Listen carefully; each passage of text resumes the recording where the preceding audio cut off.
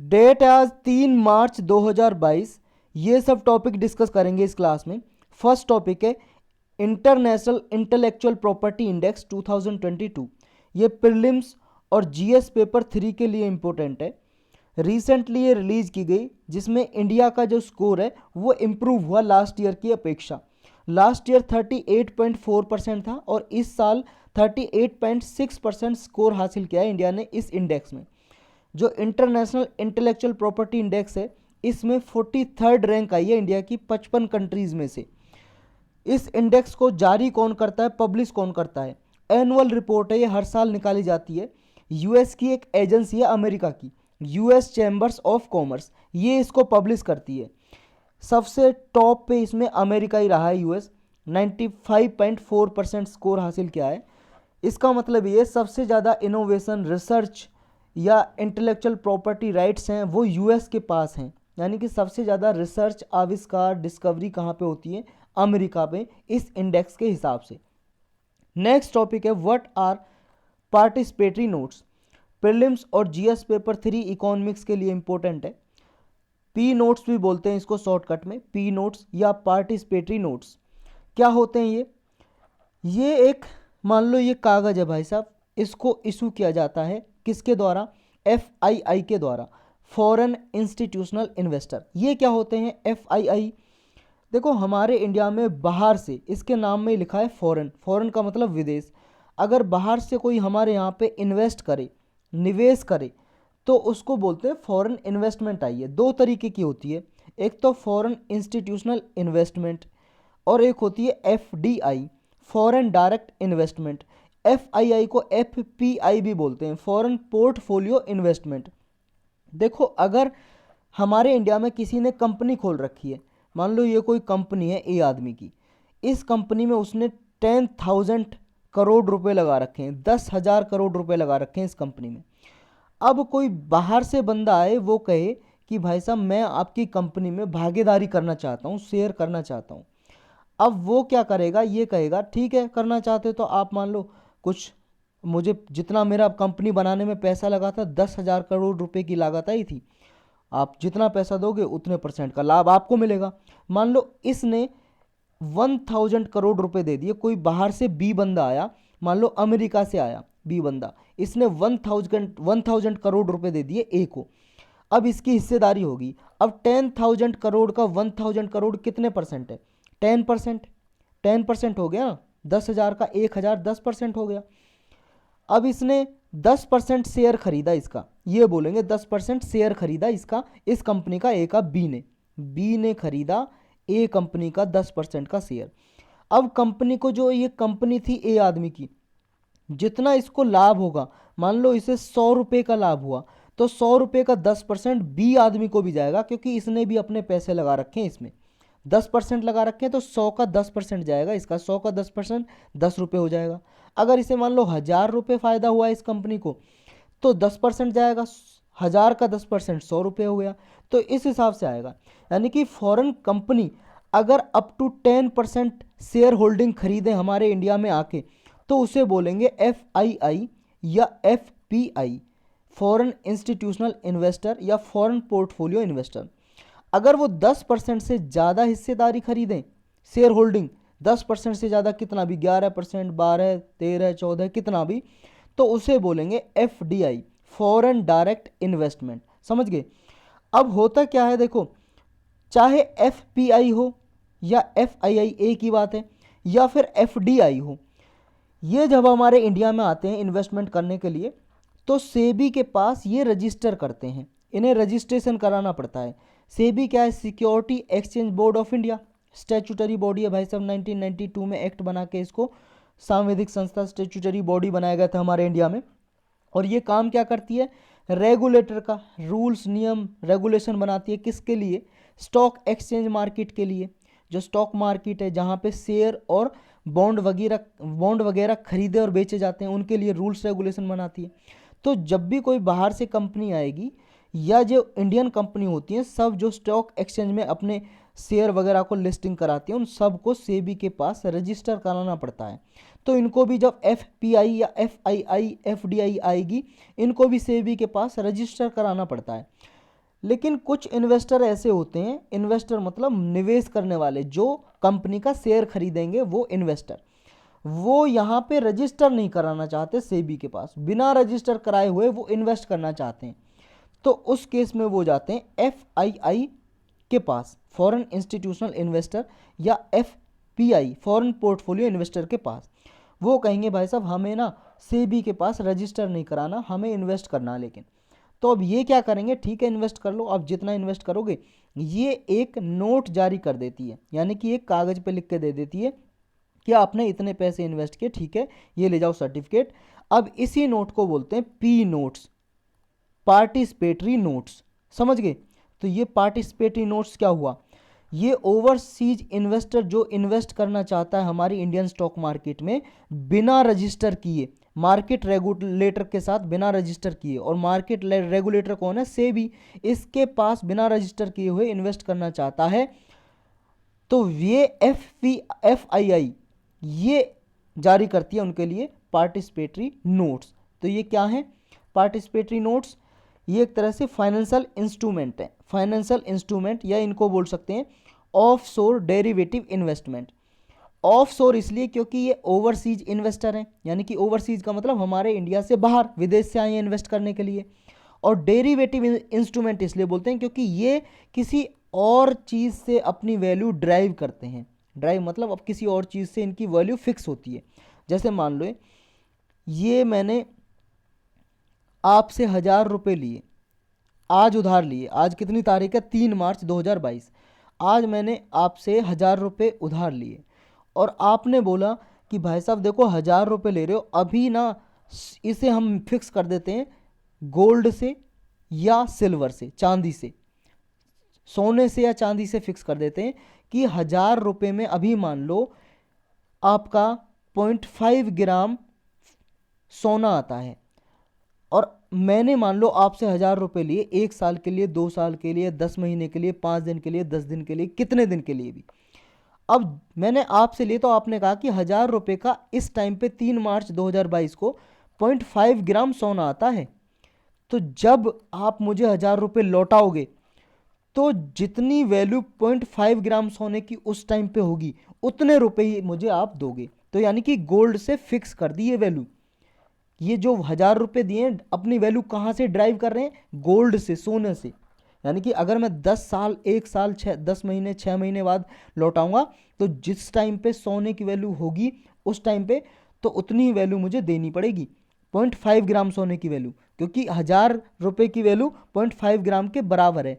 10 साल बाद में अगर रुपये लौटाऊंगा 0.5 ग्राम की वैल्यू सोने की, 0.5 ग्राम सोने की वैल्यू अगर उस टाइम पे हुई 10,000 तो मुझे 10,000 रुपये देने पड़ेंगे, समझ गए। तो ये जो गोल्ड है ये क्या हो गया, ये हो गई अंडरलाइंग असेट्स, अंडरलाइंग असेट, क्योंकि इससे मैंने 1000 रुपये फिक्स कर दिए, यानी कि देने वाले ने या मैंने, दोनों ने मिलके फिक्स कर दी वैल्यू। तो ये डेरिवेटिव इंस्ट्रूमेंट इसलिए क्योंकि इसकी वैल्यू किसी ना किसी से फिक्स होती है, अंडरलाइंग असेट से, जिससे फिक्स होती है ना उसे बोलते हैं अंडरलाइंग असेट्स। यहाँ गोल्ड क्या है, गोल्ड है अंडरलाइंग असेट्स। और यहाँ पी नोट्स के लिए अंडरलाइंग असेट्स क्या है, संपत्ति, अंडरलाइंग असेट्स। इनके लिए है इक्विटी शेयर या डेट सिक्योरिटी। जो इक्विटी शेयर, डेट सिक्योरिटी की जो वैल्यू रहती है उसी से ये वैल्यू ड्राइव करते हैं पी नोट्स, पार्टिसिपेटरी नोट्स। यानी कि ये मार्केट में लिक्विडिटी प्रोवाइड करते हैं, छोटे से छोटा इन्वेस्टर आसानी से इन्वेस्ट कर सकता है, और वो से कोई सेबी के पास रजिस्टर भी नहीं कराना पड़ता, और ना ही सेबी के पास रिपोर्ट करनी पड़ती हर एक क्वार्टर में, साल के क्वार्टर में, यानी कि हर 3 महीने में FII को जो भी इन्वेस्टमेंट करती है सेबी को देना पड़ता है, अपना डिस्क्लोज करना पड़ता है, क्या क्या इन्वेस्ट कर रहा है, सारी इन्फॉर्मेशन देनी पड़ती है। लेकिन पार्टिसिपेटरी नोट्स खरीदने वाले इंसान को, इन्वेस्टर को, ये सब कुछ इन्फॉर्मेशन सेबी को नहीं देनी पड़ती। तो यही था इसके बारे में। नेक्स्ट है स्वेज कैनाल। स्वेज कैनाल आप सब जानते हो यार, बहुत बार पढ़ी है, अभी रिसेंटली न्यूज़ में, थोड़ा ब्रीफली डिस्कस करेंगे। नहर है भाई साहब ये स्वेज कैनाल। ये वर्ल्ड मैप देखो, ये है आपका एशिया कॉन्टिनेंट और ये अफ्रीका, यहाँ पे इजिप्ट है, इजिप्ट के पास यहाँ पे लैंड है, पहले लैंड थी ये, लेकिन 1869 को, ये साल आप याद रख सकते हो क्योंकि 1869 में महात्मा गांधी जी का जन्म हुआ था, समझ रहे हो। उसी टाइम पे ये बनाई गई थी नहर। इसलिए नहीं बनाई गई थी, महात्मा गांधी का जन्म हुआ था उस खुशी में, क्योंकि उस टाइम पे तो महात्मा गांधी थे ही नहीं ना। उस टाइम पे तो सिर्फ मोहनदास करमचंद गांधी थे। महात्मा गांधी तो बाद में बने ना, जब उन्होंने अच्छे काम किए। तो 1869 में क्या सोचा, ये जो ब्रिटेन व्यापार करता था, इंग्लैंड, ये ब्रिटेन भाई साहब यहाँ से व्यापार करता था इंडिया में, तो इसे घूम के आना पड़ता था। कहाँ पे, देखो यहाँ से शिप में आना पड़ता था, यहाँ से यहाँ से यहाँ से यहाँ से, या फिर लैंड से आता तो यहाँ से आता। लेकिन टर्की है, जो टर्की, उसने ये ब्लॉक कर दिया था रोड, क्योंकि टर्की बीच में पड़ता है ना, ये टर्की यहाँ पे पड़ता है, ये यहाँ से आता था, तो इसने ब्लॉक कर दिया था रोड। ये रोड ब्लॉक कर दिया था कि नहीं, हम यहाँ से गुजरने नहीं देंगे। यहाँ का जो एम्पायर है, साम्राज्य था उस टाइम पे, तो ये कहाँ से आते थे, ये समुद्र के रास्ते आते थे, पानी के जहाज से, शिप से, यहाँ से। ये गुड ऑफ होप बोलते हैं इसको, कोप ऑफ गुड होप, ये वाले एरिया को, सदर्न जो साउथ अफ्रीका है इस वाले पार्ट को। अब यहाँ से होते हुए भाई साहब बहुत टाइम लगता था इनको। अब इन्होंने इजिप्ट से रिक्वेस्ट की कि भाई साहब ऐसा करो, देखो छोटी सी भूमि है यहाँ पे, अगर हम इसको काट देंगे, यहाँ से नहर बना देंगे, तो यहाँ से होते हुए, ये यहाँ से होते हुए आ जाएंगे। ये समझ आ रहा ना आपको, कहाँ से होते आएंगे, ये देखो यहाँ से होते हुए, ये है यहाँ पे मेडिटेरेनियन सी, मेडिटेरेनियन सी से होते हुए ये रेड सी से होते हुए यहाँ पे इंडिया पे आ जाएंगे, और एशिया में यहाँ पे, और वेस्टर्न पैसिफिक ओशन है यहाँ पे भी व्यापार कर सकेंगे आसानी से। तो ये नहर बनाई थी 1869 में। अभी न्यूज में क्यों है और किस किस पार्ट को सेपरेट करती है, ये आपको पता ही चल गया होगा क्यों, क्योंकि ये एशिया कॉन्टिनेंट, ये इधर एशिया कॉन्टिनेंट है और इधर अफ्रीका कॉन्टिनेंट है, इन दोनों को सेपरेट करती है, और मेडिटेरियन सी और रेड सी को ये मिलाती है नहर। बस इतना ही जानने को इसमें, और ये ही लिखा हुआ है, आप इसे यहाँ पे देख सकते हो। ये नहर देखो, ये वाला हिस्सा काट रखा है इजिप्ट का। अभी न्यूज में इसलिए आया क्योंकि इजिप्ट ने 10% यहाँ पे जो प्राइस लेता है ना अपना गुजरने का, जो भी सिर्फ गुजरता है उनसे प्राइस लेता है। भाई साहब इजिप्ट की लैंड, भूमि काट के बनाई गई थी, अपना पैसा तो लेगा, जो भी यहाँ से ट्रेड होगी, व्यापार होगा। तो अभी इंक्रीज कर दिया 10% यहाँ पे प्राइस, फीस इंक्रीज कर दी है, इसलिए न्यूज़ में था। मेडिटेरेनियन सी रेड सी को जोड़ती है, कनेक्ट करती है, सब हमने डिस्कस ही कर लिया। अफ्रीका और एशिया कॉन्टिनेंट को सेपरेट करती है। यहाँ से यूरोप से व्यापार होता है, वर्ल्ड का 12% यहाँ से व्यापार होता है, ट्रेड होता है, अगर वॉल्यूम से हम निकालें तो। नेक्स्ट टॉपिक है what constitute A war crime. War crime क्या होता है, वार क्राइम, क्राइम मतलब अपराध, वार मतलब युद्ध, युद्ध के दौरान जो अपराध होते हैं वो कौन से अपराध होते हैं। जीएस पेपर 2 और प्रीलिम्स के लिए इंपॉर्टेंट है। अभी न्यूज में आया किस लिए, क्योंकि यूक्रेन और रशिया का युद्ध चल रहा है, उसको लेके। जो इंटरनेशनल क्रिमिनल कोर्ट है, आईसीसी बोलते हैं शॉर्टकट में। आईसीसी देखो एक कोर्ट है जो इंटरनेशनल क्रिमिनल मामले को सुनता है। इंडिया इसका मेंबर नहीं है, ना ही चाइना इसका मेंबर है, और ना ही यूक्रेन है, और ना ही रसिया है, दोनों इसके मेंबर नहीं है। यूक्रेन, रसिया, ना इंडिया और चाइना भी नहीं है। इसके बारे में हमने अलग से पढ़ा हुआ है, अदर इंपॉर्टेंट टॉपिक की प्लेलिस्ट में इसका लेक्चर पढ़ा होगा, वहाँ पे जाके आप देख सकते हो, या पॉलिटी की प्लेलिस्ट में मिल जाएगा। आईसीसी क्या है, तीनों के बारे में पढ़ा है। ICC, ICJ, international court of justice और परमानेंट कोर्ट ऑफ आर्बिट्रेशन, सब के बारे में पढ़ा हुआ उस लेक्चर में। तो यहाँ पे बात कर रहे हैं हम वार क्राइम की। जो इंटरनेशनल क्रिमिनल कोर्ट के प्रोसिक्यूटर हैं, प्रोसिक्यूटर एक तरह से वकील मान सकते हो, वकील कह सकते हो, उसने इन्वेस्टिगेशन की है, अभी जांच की है कि यूक्रेन में क्या सिचुएशन है रसिया के इन्वेजन के बाद। इन्वेजन मतलब अटैक, अटैक करने के बाद क्या सिचुएशन है। क्योंकि ये तब से देखता आ रहा है कि वार क्राइम के आरोप लग रहे हैं कि रसिया वार क्राइम कर रहा है, या क्राइम्स अगेंस्ट ह्यूमैनिटी, मानवता के अगेंस्ट, मानवता के विरुद्ध अपराध कर रहा है ये रसिया यूक्रेन में 2014 से ही, जब से क्रीमिया हड़पा है। क्रीमिया हड़पा है, आपको पता ही है, ये यूक्रेन है भाई साहब। ये क्रीमिया यूक्रेन का ही पार्ट हुआ करता था, ऑटोनोमस रीजन था, लेकिन इसको कैप्चर कर लिया रसिया ने, और अब रसिया ने अपना पार्ट बना लिया 2014 से। तो ये क्राइम यहाँ पे अपराध हो रहे हैं या नहीं हो रहे, युद्ध अपराध, ये इन्वेस्टिगेशन जांच कर रहा है आईसीसी, इंटरनेशनल क्रिमिनल कोर्ट। ये 2002 में बनाया गया था रोम स्टैट्यूट के कारण, मतलब रोम स्टैट्यूट को पास करके। रोम इटली की कैपिटल है, इटली देश है एक यूरोप में। तो रोम में वहाँ पे एक ट्रीटी हुई थी, संधि, उसको बोलते हैं रोम स्टैट्यूट। स्टैट्यूट का मतलब होता है लॉ, लॉ कानून, स्टैट्यूट। तो रोम स्टैट्यूट जो ट्रीटी थी, रोम ट्रीटी, उसके द्वारा ये बनाया गया था 2002 में।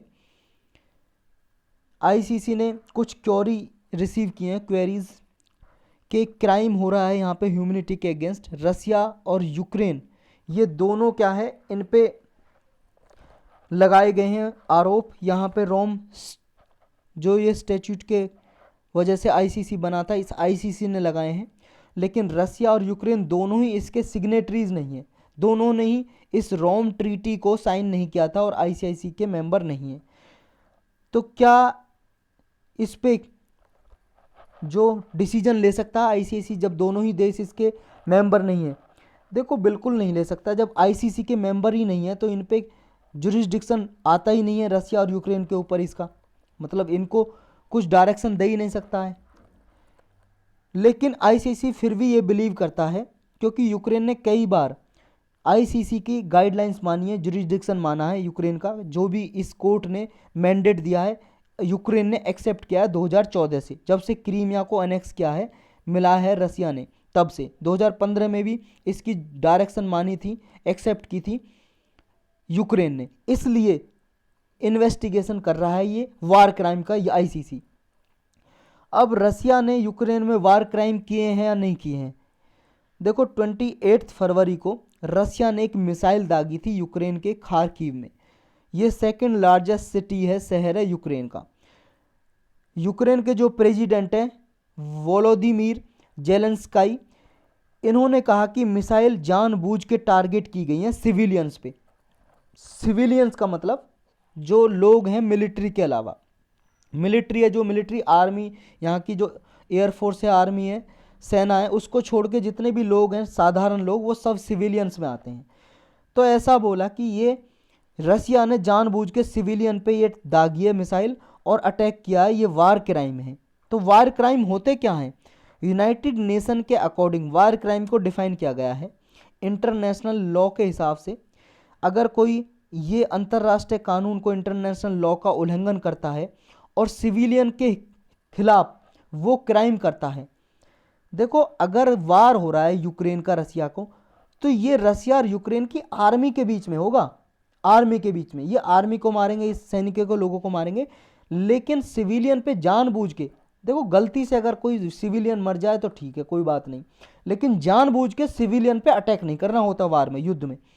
अगर कोई सिविलियन पे अटैक करता है तो उसे वार क्राइम की डेफिनेशन में माना जाता है, चाहे इंटरनेशनल हो या डोमेस्टिक आर्म कॉन्फ्लिक्ट हो, यानी कि आपस में युद्ध हो या इंटरनेशनल कोई कॉन्फ्लिक्ट हो रहा हो उसके दौरान।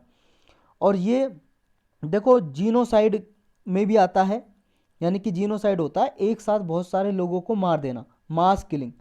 जीनोसाइड या क्राइम अगेंस्ट ह्यूमैनिटी या वार क्राइम हो, ये सब आर्म कॉन्फ्लिक्ट के दौरान हो सकते हैं। एक जेनेवा कन्वेंशन है वार क्राइम को क्लैरिफाई करने के लिए कि वार क्राइम का मीनिंग क्या होता है। ये 4 जेनेवा कन्वेंशन हुई थी, 1949 में हुई थी ये। इसका आर्टिकल है 147। इसके हिसाब से जो 4th जेनेवा कन्वेंशन हुई थी, इसने डिफाइन किया था कि वार क्राइम क्या होता है। अगर कोई मान लो विलफुल किलिंग करे, जानबूझ के मारे लोगों को, सिविलियंस की बात हो रही है यहाँ पे, टॉर्चर करे या इनह्यूमन ट्रीटमेंट करे, या फिर वो जानबूझ के उनको नुकसान पहुंचाए, कोई इंजरी पहुंचाए, उनके चोट पहुंचाए जिनसे उनकी बॉडी या हेल्थ को नुकसान हो, या किसी भी आदमी को जानबूझ के डिपोर्ट करे, ट्रांसफ़र करे एक दूसरी कंट्री से, या अनलॉफुली कन्फाइनमेंट कर ले, इलीगल तरीके से, अवैध तरीके से उनको गिरफ्तार कर ले, या किसी प्रोटेक्टिव पर्सन को हॉस्टेज बना के रखे, या उनकी प्रॉपर्टी को डिस्ट्रक्ट करे, तो ये सब आते हैं वार क्राइम में। आईसीसी का क्या डेवलपमेंट है वार क्राइम को लेके? देखो आईसीसी बना था रोम स्टैट्यूट से, रोम लॉ से, ट्रीटी भी बोल सकते हो, संधि भी बोल सकते हो। इसने वार क्राइम की लिस्ट को एक्सटेंड कर दिया। जैसे अगर कोई वार के दौरान, युद्ध के दौरान फोर्सफुल प्रेगनेंसी करेगा, फोर्सफुली भाई साहब किसी को प्रेग्नेंट कर दे वुमन को, तो भाई साहब वो भी वार क्राइम में आएगा।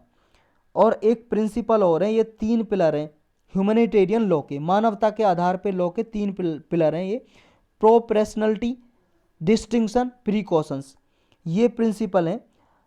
अगर कोई एक प्रिंसिपल को, एक सिद्धांत को या तीनों सिद्धांत का वॉयलेशन करता है तो भी ये वार क्राइम में आते हैं, तो भी ये वार क्राइम की डेफिनेशन में आएंगे। नेक्स्ट टॉपिक है रसिया यूक्रेन क्राइसिस में version global chip shortage. Prelims और जीएस पेपर 3 के लिए इंपॉर्टेंट है। रशिया और यूक्रेन के बीच में युद्ध चल रहा है, आप सबको पता है। इसकी वजह से ग्लोबल सप्लाई शॉर्टेज हो सकती है चिप की। चिप सेमीकंडक्टर चिप की बात हो रही है यहाँ पे। सेमीकंडक्टर चिप क्या होती हैं जानेंगे इसके बारे में भी, क्योंकि देखो रशिया और यूक्रेन ये दोनों बहुत ही अहम भूमिका निभाते हैं सेमीकंडक्टर चिप को मैन्युफैक्चरिंग करने में, क्योंकि रशिया में रेयर मेटल मिलती है। रेयर मेटल मतलब दुर्लभ धातु, जैसे पैलेडियम, नियोन गैस, और ये चिप मैन्युफैक्चरिंग इंडस्ट्री के लिए बहुत ही इंपॉर्टेंट होती हैं चिप बनाने के लिए। रशिया यूक्रेन के युद्ध की वजह से ये सप्लाई चेन रुक जाएगी, शॉर्टेज हो जाएगी, कमी हो जाएगी। ये होती है सेमीकंडक्टर चिप। ये देखो लगभग सभी मॉडर्न जितने भी इलेक्ट्रॉनिक इक्विपमेंट होते हैं सब में यूज होती है। जैसे आपका मोबाइल है, मोबाइल के अंदर भी ऐसी चिप लगी होती है, या आपका कंप्यूटर लैपटॉप उनके भी मदरबोर्ड में अंदर ये चिप लगी होती है, या नए नए एलसीडी एलईडी टीवी वगैरह आ रहे हैं सब में लगी होती हैं चिप। इनके अलावा मतलब इनके बिना तो भाई साहब काम चल नहीं सकता, बहुत ही इंपॉर्टेंट होती हैं ये चिप। तो इशू क्या है, देखो रशिया की जो सप्लाई है, जो ग्लोबल सेमीकंडक्टर इंडस्ट्री है वो रेयर मेटल पे डिपेंड है, और यूक्रेन सप्लाई करता है गैस जो चिप मेकिंग इंडस्ट्रीज में यूज होती है। अब रसिया पैलेडियम सप्लाई करता है और ये गैस नियोन गैस जो इंडस्ट्री में यूज होती है। अब दोनों ही बहुत ज़रूरी हैं सेमीकंडक्टर चिप बनाने के लिए। पूरा एशिया पैसिफिक लगभग इन पे डिपेंड है, लगभग इन पे डिपेंड है। तो ये चिप की मैन्युफैक्चरिंग अगर रुक जाएगी तो ये शॉर्टेज होने की वजह से ये मैन्युफैक्चरिंग इंडस्ट्रीज़ को नुकसान होगा। ये सेमीकंडक्टर चिप क्या होती है, देखो सेमीकंडक्टर क्या होता है, एक ऐसा मटेरियल होता है जिसके पास कंडक्टिविटी होती है कंडक्टर और इंसुलेटर के बीच वाली। देखो कंडक्टर मतलब सुचालक, यानी कि जिसमें से बिजली पास हो सके। कोई भी मान लो आयरन है, चांदी है, सिल्वर है, सिल्वर चांदी या एल्यूमिनियम है, इनमें से बिजली पास हो सकती है, समझ रहे हो, वो हो गया कंडक्टर। जिसमें से बिजली पास नहीं हो सकती वो है कुचालक, इंसुलेटर। आपने पढ़े होंगे छोटी क्लास में अपने स्कूल में, जैसे लकड़ी हो गई, प्लास्टिक हो गया, ये क्या हो गए इंसुलेटर, कुचालक। इनमें से बिजली पास नहीं हो सकती, बिजली नहीं गुजर सकती। और इन दोनों के बीच की जो प्रॉपर्टी होती है, यानी कि कंडक्टर और इंसुलेटर के बीच की, उन्हें बोलते हैं सेमी कंडक्टर। यानी कि इनमें से बिजली पास हो सकती है लेकिन इतनी तेजी से नहीं जितनी कंडक्टर से हो सकती है, लेकिन इतने धीरे भी नहीं, क्योंकि इंसुलेटर से तो बिल्कुल पास हो ही नहीं सकती, इनसे हो सकती है सेमीकंडक्टर से। ये बहुत सारे प्योर एलिमेंट से बने होते हैं, जैसे सिलिकॉन, जर्मेनियम भी हो सकता है, या कंपाउंड भी हो सकते हैं कोई, गैलियम आर्सेनाइड या कैडमियम सेलेनाइड हो सकता है, इनसे सेमीकंडक्टर बने होते हैं। तो ये सेमीकंडक्टर चिप की सिग्निफिकेंस क्या है, इंपॉर्टेंस क्या है भाई साहब, अभी तो कहा ये टेक्नोलॉजी है जो कम्युनिकेशन टेक्नोलॉजी है, इलेक्ट्रॉनिक्स है, इंफॉर्मेशन टेक्नोलॉजी, इनके लिए हार्ट ब्रेन का काम करते हैं। इनके बिना सेमीकंडक्टर चिप के बिना तो ये बन ही नहीं सकते। ये इंस्ट्रूमेंट ऑटोमोबाइल्स हों या हाउस होल्ड गैजेट हों, मेडिकल डिवाइस हों, सब जो ईसीजी मशीन्स वगैरह में यूज होते हैं उन सब में यूज होते हैं। अभी रिसेंट इंक्रीज क्यों हुई है डिमांड की, देखो कोविड 19 जो पेंडेमिक चल रही है, कोरोना वायरस, इसकी वजह से इकोनॉमिक कंडीशन सबकी बेकार हो गई थी। और दूसरा डिजिटल जो डिवाइस है उनकी जो डिमांड है और ज़्यादा बढ़ी, क्योंकि सब कुछ डिजिटल ही हो रहा है। मोबाइल से सब बच्चे पढ़ रहे हैं, कंप्यूटर लैपटॉप की ज़्यादा प्रचलन बढ़ गया है क्योंकि उनसे भी पढ़ाई हो रही है, और सारे काम फैक्ट्रीज़ के घरों पे बैठ के हो रहे हैं, तो कंप्यूटर लैपटॉप की डिमांड ज़्यादा बढ़ गई है। जब इनकी डिमांड बढ़ गई है तो इनमें तो सेमीकंडक्टर चिप यूज होती है ना, तो इसकी डिमांड भी ज़्यादा बढ़ेगी। पेंडेमिक की वजह से देखो लॉकडाउन हुआ, लॉकडाउन की वजह से बहुत सारी इंडस्ट्रीज़ बंद रहीं, जैसे Japan, south Korea, China, US, ये चिप बनाती हैं यहाँ पे इंडस्ट्रीज, तो यहाँ पे भी इंडस्ट्रीज बंद रहीं। तो ये बंद होने की वजह से इतनी सप्लाई होने पे जितनी डिमांड थी तो डिमांड और ज़्यादा हो गई। इंडिया में सेमीकंडक्टर की डिमांड क्या है और इनिशिएटिव क्या लिए इंडिया ने सेमीकंडक्टर को बनाने के लिए। इंडिया में देखो 2025 आते आते $100 बिलियन की डिमांड हो जाएगी, मार्केट इतनी हो जाएगी। अभी $24 बिलियन की मार्केट है इंडिया में, इसलिए गवर्नमेंट ने स्टेप उठाए हैं, कुछ कदम उठाए हैं। 76,000 करोड़ रुपए सेमीकंडक्टर के लिए मैन्युफैक्चरिंग करने के लिए दिए हैं, अलोकेट किए हैं। और एक PLI स्कीम भी लॉन्च की है, प्रोडक्ट लिंक्ड इंसेंटिव स्कीम्स, ये सेमीकंडक्टर भी इसमें इंक्लूड कर दिया गया है, सेमीकंडक्टर इंडस्ट्रीज को। 2026 आते आते 22 लाख करोड़ का इलेक्ट्रॉनिक प्रोडक्शन की पोटेंशियल पहुंचने का ये विजन रखा है, गवर्नमेंट ने टारगेट रखा है। एक और स्कीम लॉन्च की है सेमीकंडक्टर के लिए, स्पेशली स्पेक्स नाम की, scheme for promotion of manufacturing of electronics component and semiconductor, specs बोलते हैं शॉर्टकट में। इसके लिए 3,285 करोड़ रुपए अलोकेट किए हैं अगले 8 साल के लिए। ये इलेक्ट्रॉनिक कंपोनेंट और सेमीकंडक्टर चिप वगैरह ये मैन्युफैक्चरिंग करेंगी ये कंपनियां। चैलेंजेस क्या है इसके सामने, चुनौतियां क्या हैं? पहला तो है हाई इन्वेस्टमेंट चाहिए भाई साहब, सेमीकंडक्टर चिप को बनाने के लिए ज़्यादा से ज़्यादा पैसा चाहिए। दूसरा ये चैलेंज है जो चुनौतियाँ, फिजिकल सपोर्ट है जो गवर्नमेंट की तरफ से वो बहुत ही कम है।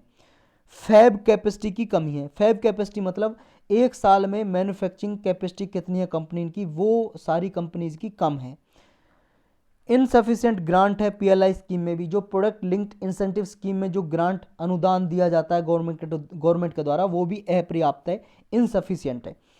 रिसोर्स इनसफिशिएंट सेक्टर, इसके लिए जो रिसोर्स चाहिए, मेटल चाहिए, रेयर मेटल चाहिए, उसकी भी कमी है। अदर फैक्ट देख लो, जो इलेक्ट्रॉनिक्स हैं इंडस्ट्रीज, इसको मेटा सोर्स समझा जाता है पूरे वर्ल्ड में। मेटा सोर्स जो रसिया है पूरे वर्ल्ड में लार्जेस्ट प्रोड्यूसर है पैलेडियम का, पैलेडियम जो धातु है, रेयर मेटल है, इसका सेकंड लार्जेस्ट प्रोड्यूसर है प्लेटिनम का रसिया पूरे वर्ल्ड में। और 80% जो प्रोड्यूस करता है, ये 80% यूरोपियन गोल्ड का 80% प्रोड्यूस करता है रसिया, यानी कि यूरोपियन में जितना गोल्ड प्रोड्यूस होता है उसका 80% रसिया पैदा करता है, प्रोड्यूस करता है। तो यही था इस लेक्चर में।